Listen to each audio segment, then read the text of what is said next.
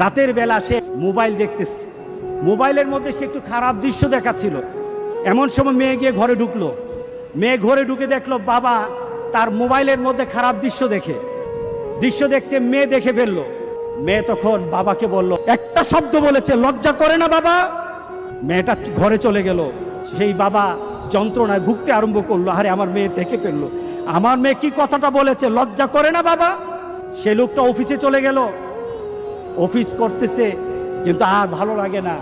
মেয়েটা কি বলেছে, লজ্জা লাগে না বাবা? কিন্তু মেয়েটার যন্ত্রণায় সে হার্ট ফিল করলো। মেয়েটা এরপরে মারা গেল। বাবা যখন বাড়িতে ফিরে আসলো, বাবার মাথাটা নোয়া, লজ্জিত একটা মুখ। এখনই আমার মেয়ের সাথে দেখা হলে আমার কানে বাজতেছে, আমার মেয়ে আমাকে বলেছে, লজ্জা লাগে না বাবা? আমি কিভাবে আমার মেয়ের সামনে যাব? এই চিন্তা যখন করতেছে, এমন সময় দরজা খোলার সাথে সাথে একটা চিৎকার শুনলো। স্ত্রী চিৎকার বলতেছে, আমার মেয়েটা মারা গেছে। বাবার কানে তখন বাজতেছিল রাতের কথা, লজ্জা লাগে না বাবা? তার জানাজার ব্যবস্থা হলো।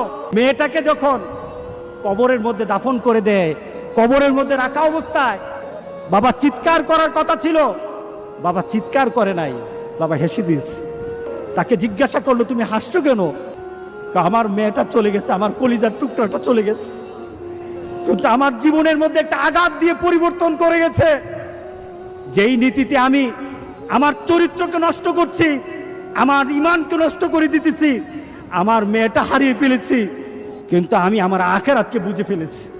আজকে সমাজের যারা প্রিভেন্টিভ করছেন না, আপনি চিন্তা করছেন আপনার মেয়েটা কিন্তু একদিন আপনার জন্য বিপদ হয়ে যাবে।